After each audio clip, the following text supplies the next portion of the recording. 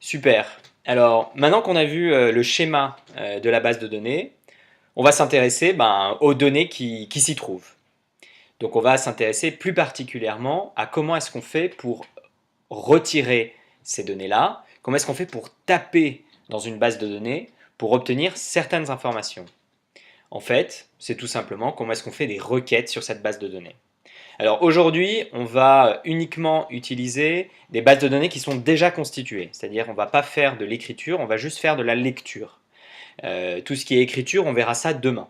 Les exercices d'aujourd'hui, vous allez avoir une base de données qui est déjà remplie, vous allez faire aussi des exercices de modélisation, mais vous allez après vous allez apprendre à lire dans cette base de données qui aura déjà été constituée, qu'on va vous donner, avec des datas qui sont déjà enregistrées. Alors ces requêtes, elles se font avec un nouveau langage, et ce langage s'appelle le SQL.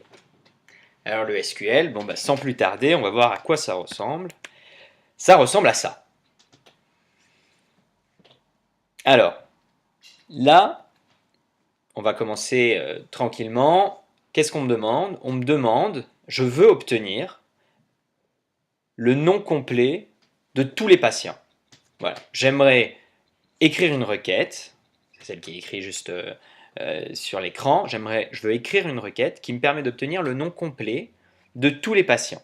Alors si on analyse un peu ça, le nom complet de tous les patients, dans quelle table est-ce que ça se trouve? Voilà.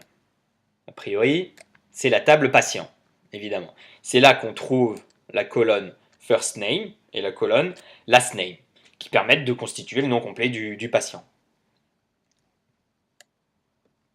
Donc, c'est là que vous voyez avec l'opérateur from patients. Ça veut dire qu'on va aller taper dans la table patients.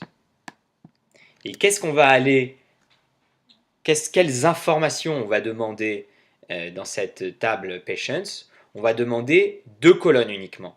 On va demander le first name et le last name. Et c'est pour ça, c'est ce qu'on utilise avec l'opérateur select. On fait select first name, last name from patients. Et ça va nous permettre d'obtenir quoi? Et bien ça va nous permettre d'obtenir tous les enregistrements de la table patient, mais on veut uniquement les deux colonnes de chacun de ces enregistrements. On veut first name et last name. Donc ce qu'on obtiendrait, ça ressemblerait à un truc comme ça. Pablo Escobar, donc voilà, prénom, nom, Judy, Moncada. Et donc à chaque fois, voilà, on aurait les lignes, toutes les lignes des enregistrements, mais on n'aurait que ces deux informations qu'on a demandées sur chacune de ces lignes. On n'a pas toutes les informations. Alors maintenant qu'on a appris à aller taper dans une table, on peut aller dans une autre table. Donc là, par exemple, on nous demande d'écrire une requête qui permet d'obtenir le nom complet de tous les médecins. De la même manière, on réfléchit, ok, on revient sur mon schéma, je veux le nom complet de tous mes médecins. Mes médecins, ils se retrouvent dans quelle table? Ils se trouvent dans la table Doctors. Et le nom complet, il est constitué de first name et de last name. Je n'ai pas besoin de specialty. Donc je vais préciser que je veux first name et last name avec l'opérateur select et que je veux ces deux colonnes, je veux les informations de ces deux colonnes de la table Doctors.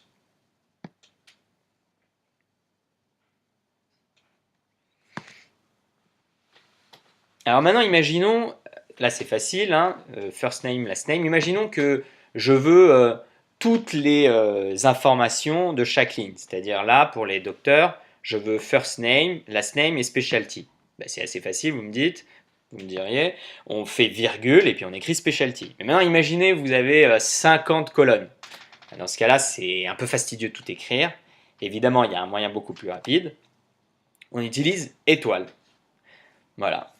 À la place de préciser chaque nom de colonne, avec l'opérateur select, on met juste une étoile. On fait select, étoile. Ça nous permet de sélectionner toutes les informations disponibles sur les patients. Puisque là, on est ce qu'on nous demande et on va taper dans la table from patients.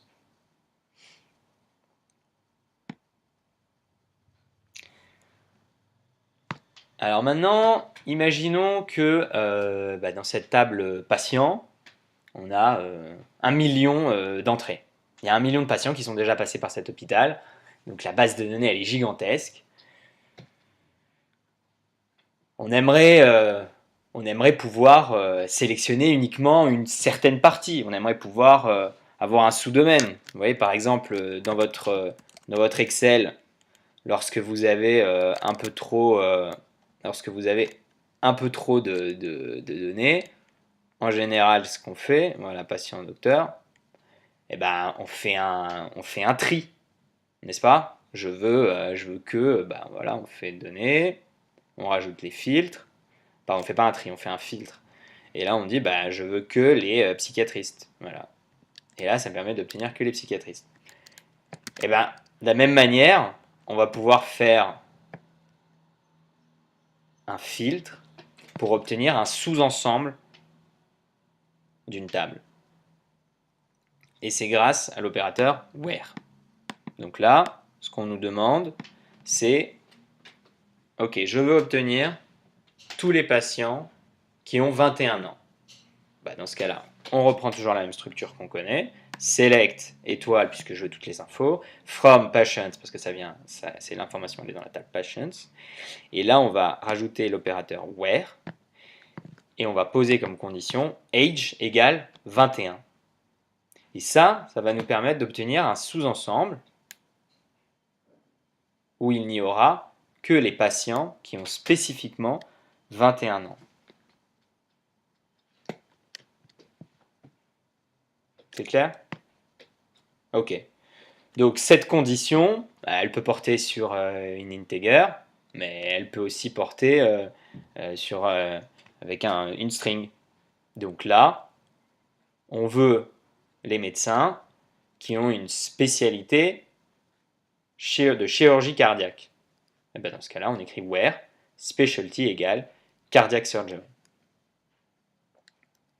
Donc là, on a l'égalité, mais on peut aussi avoir et différent de, supérieur ou égal.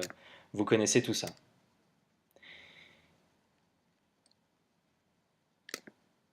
Et donc maintenant qu'on a vu qu'on peut introduire en fait des conditions, qu'est-ce qu'on a toute la panoplie en fait des conditions qui s'ouvrent à nous, avec et où. Vous voyez? Donc tout simplement.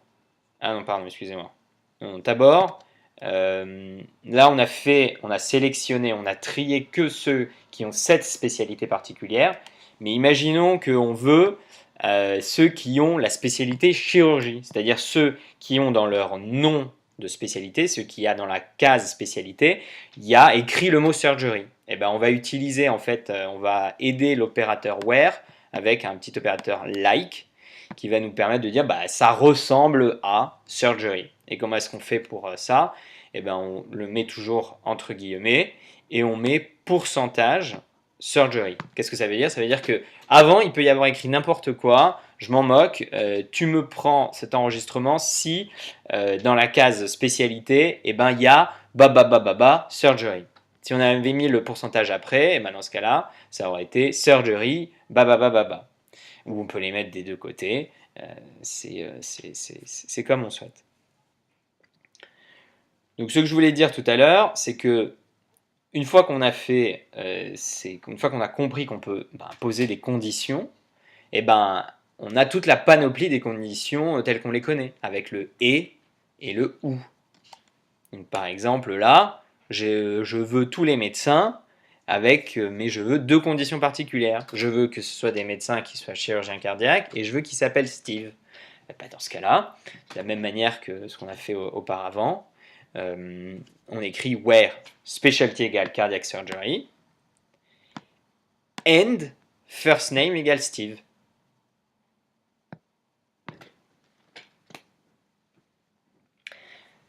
Donc, on a vu que de la même manière qu'Excel, on pouvait faire un filtre. Mais qu'est-ce qu'on peut faire aussi en général avec Excel qu'on aime bien quand on a une base de données comme ça qui est très très longue, bon là c'est assez court, mais quand on a une base de données assez longue, qu'est-ce qu'on aime bien? À part le filtre, on aime bien trier. Par exemple, voilà, je vais trier par ordre croissant. Et voilà. Donc comment est-ce qu'on va faire ça avec notre copain SQL? Et ben, on va introduire un nouvel opérateur qui s'appelle order by. Donc order by, il faut lui préciser sur quelle colonne on va faire le tri.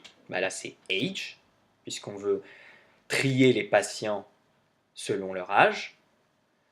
Et on va préciser si on veut que ce soit un tri croissant ou un tri décroissant. Croissant, c'est ascending, ASC, et décroissant, c'est descending, DESC. Si vous écrivez rien après la mention de la colonne, c'est croissant. Voilà, c'est naturellement ASC. Mais bon, précisez-le, comme ça vous êtes bien au clair.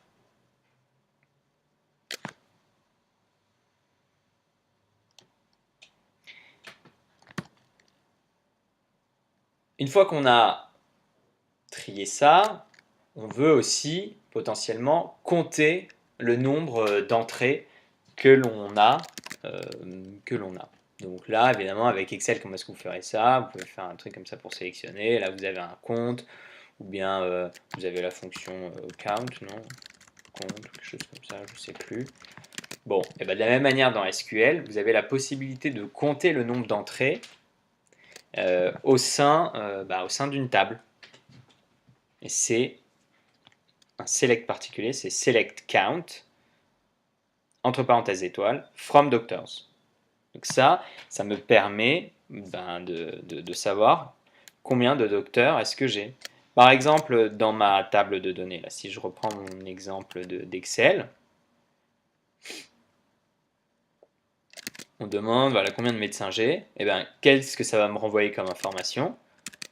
Ça va me renvoyer 2, tout simplement. Cette requête-là, select count, entre parenthèses étoiles, from doctors, ça va me renvoyer 2.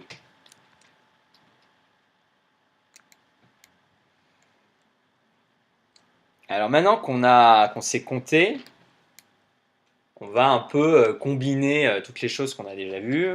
On avait vu auparavant du tri et du filtre. Et bien imaginons qu'on veut compter, mais on veut compter uniquement un sous-ensemble. On veut compter combien est-ce qu'on a de chirurgiens cardiaques. Et bien dans ce cas-là, on garde notre select count entre parenthèses étoiles from doctors et on rajoute la condition. Where la specialty c'est égal à cardiac surgery. Et donc là, par exemple, dans ma base de données, bah là, j'ai que 2 entrées et j'ai aucune cardiac surgery. Donc ce que ça va m'envoyer, c'est 0.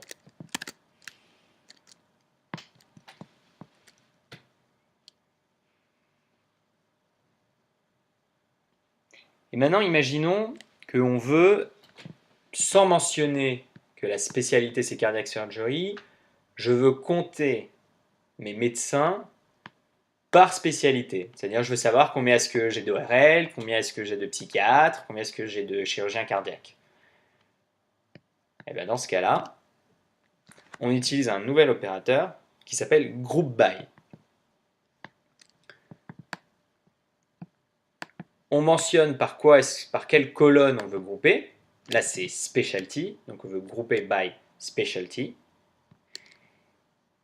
Et lorsque, dans le count, on précise bien que l'on veut par specialty. Et là, ça va m'obtenir quoi? Eh bien, je vais obtenir une nouvelle réponse. Cette réponse, ça va être, donc là, quand on regarde ma base de données, donc ça va être psychiatriste, virgule 1, et surgery, virgule 1. C'est ça le résultat que je vais obtenir. Ça me permet de compter les médecins par spécialité. Donc là, vous voyez, imaginons, on a des dizaines et des dizaines de spécialités. Ce qu'on aimerait, l'étape d'après, eh ben, c'est le trier. On aimerait trier le compte par leur nombre.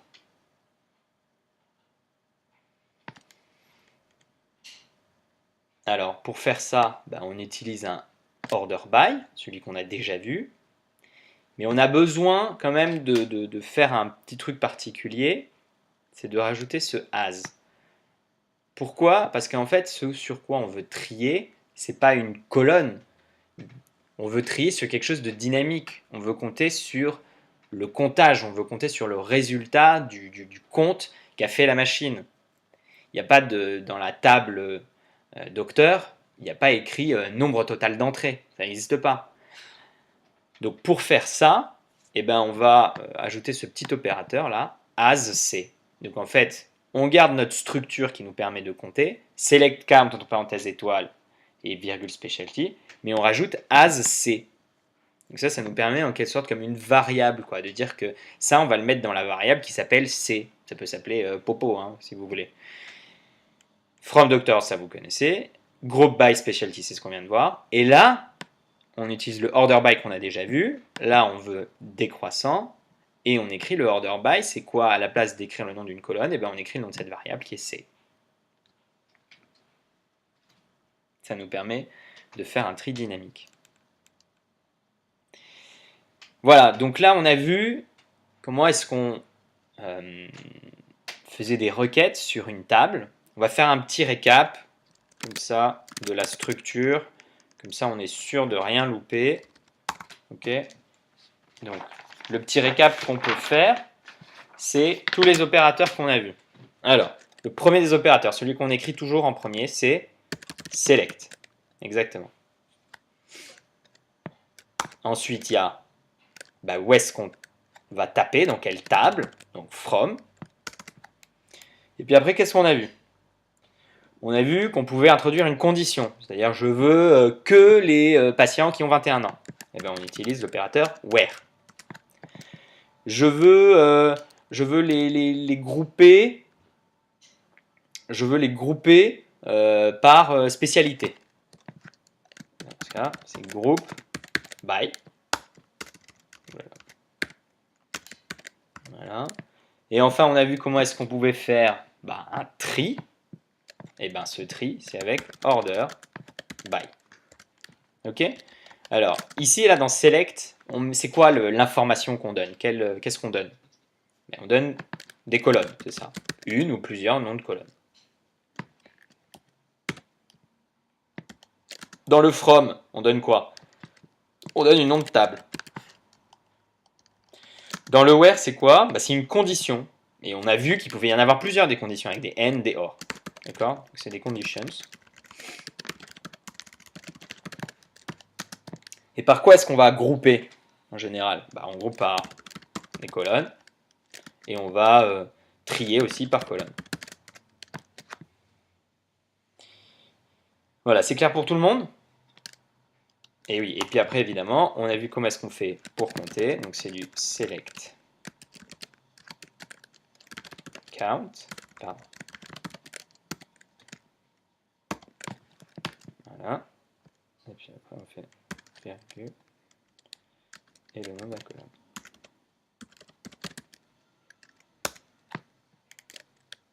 Ok?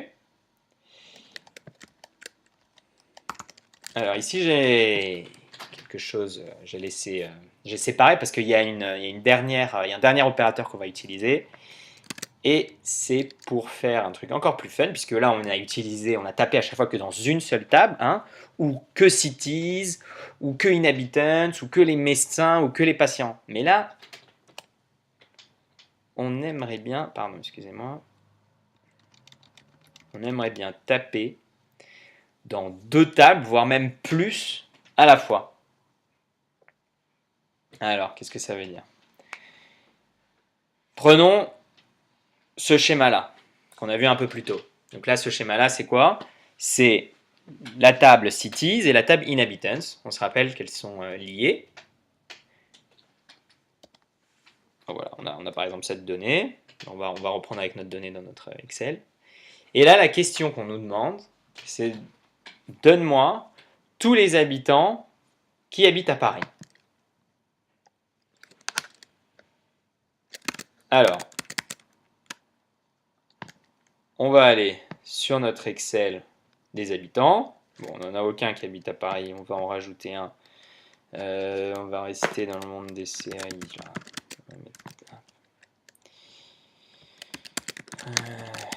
Micotin, je sais pas quel âge j'ai là, moi, 42 ans. Et elle est à Paris. C'est la capitale, c'est true. Country ID 3. Allez, on fait tout le truc bien complet.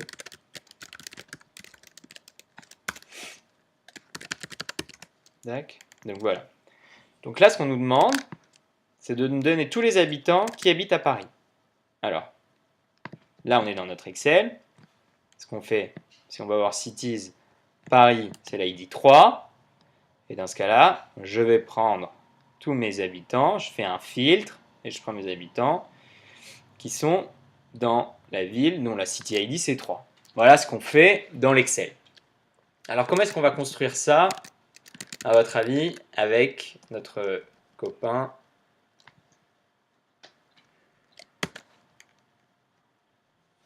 Comment est-ce qu'on va construire ça avec notre copain SQL? On va faire ensemble la requête.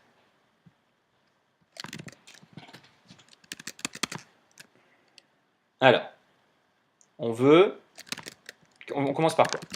Select.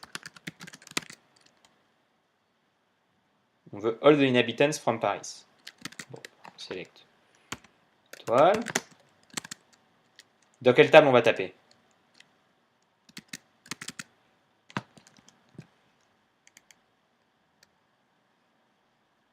On veut tous les habitants. Bon, on va taper dans cette table inhabitants.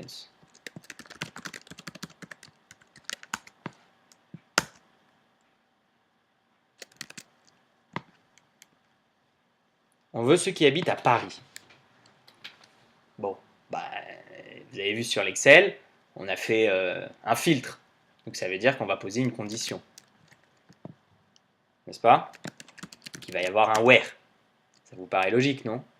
Là, aujourd'hui, le where, c'est quoi? On regarde notre Excel. C'est que name égale Paris. Vous êtes d'accord? Si on devait l'écrire très mal. Name égale Paris. C'est ça ce qu'on veut. Le problème, c'est que name, bah, dans la table inhabitants, c'est rien du tout. Il y a juste un city ID. Donc ce qu'il faut faire, c'est transmettre par cette requête SQL la connexion qui existe entre la table inhabitants et la table cities. Comme ça, en faisant la requête, il sera capable d'aller taper ce name-là qui est dans l'autre table cities. Et ça se fait grâce à un nouvel opérateur qui s'appelle join. Donc on va join une autre table qui s'appelle cities sur la relation qui lie la primary key de cities avec la foreign key de inhabitants, la foreign key city ID. Et donc ça va s'écrire comme ça. On va join cities on cities.id qui est égal, puisqu'en fait c'est, tu vois, la même chose, donc ID et city ID, inhabitants.city underscore ID. Et là ce name, on va le préciser. On va dire que ce name, eh ben, il vient de cities. C'est cities.name qui doit être égal à Paris. C'est clair? Vous allez vous y faire.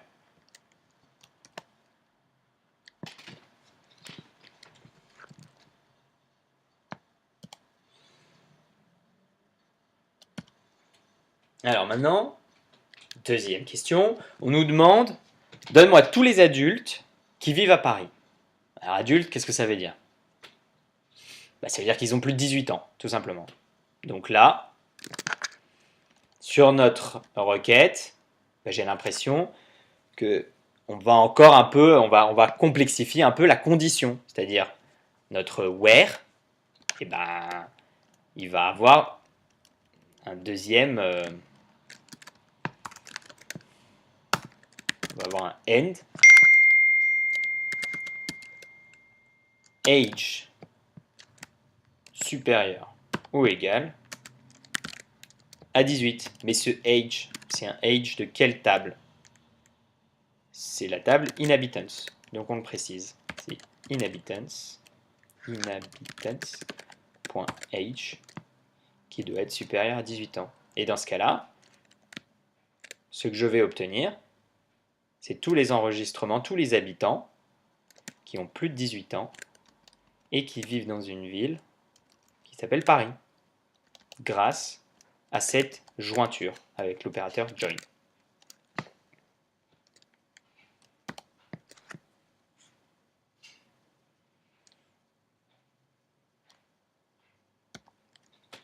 Alors, on continue à complexifier.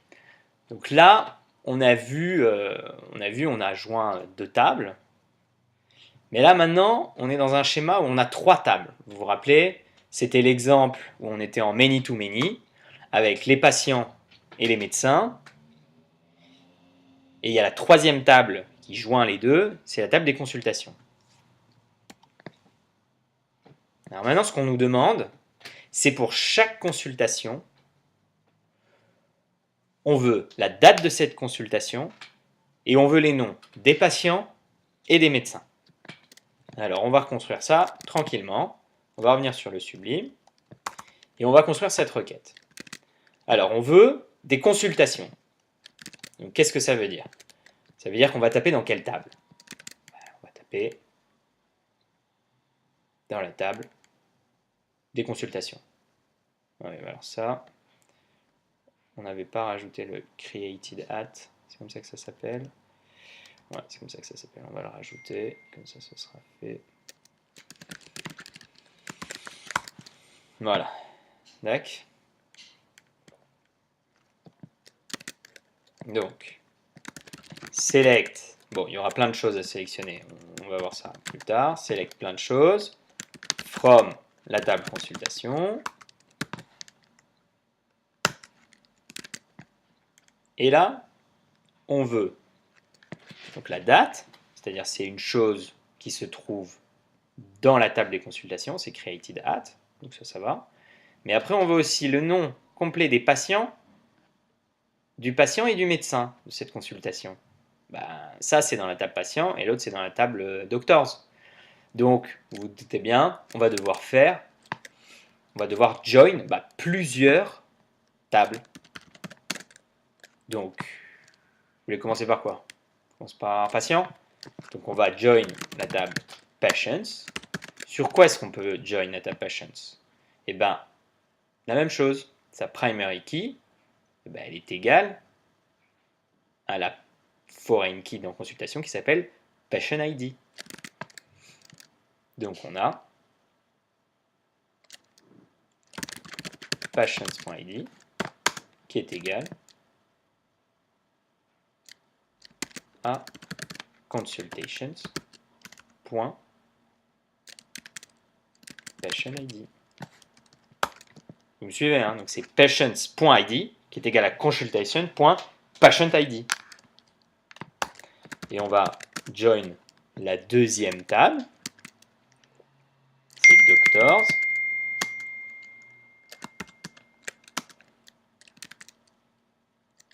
Avec doctors.id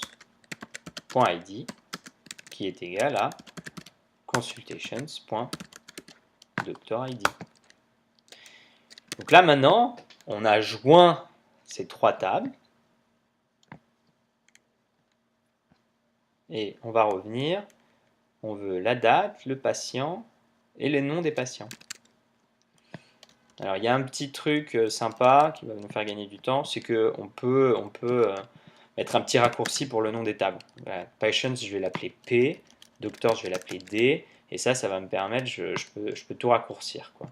Doctors, maintenant j'appelle toujours D, consultation, j'appelle ça uniquement C, voilà, et patient, j'ai dit que j'appelle ça P. D'accord. Donc, consultation C. Et là, on va pouvoir écrire tous les champs dont on a besoin. La date, c'était created at. Mais ce created at, il était sur quelle table? Et ben, il était sur la table consultation. Donc c.createItal. Après, qu'est-ce qu'on veut? Eh ben, on veut les noms des patients et des médecins. Eh ben, on fait first name point des patients et last name. Non, pardon, excusez-moi. On fait les patients, on veut leur first name. Les patients, on veut leur last name. Les docteurs, on veut leur first name. Et les docteurs, on veut leur last name. Et voilà. Ça nous permet d'obtenir cette requête.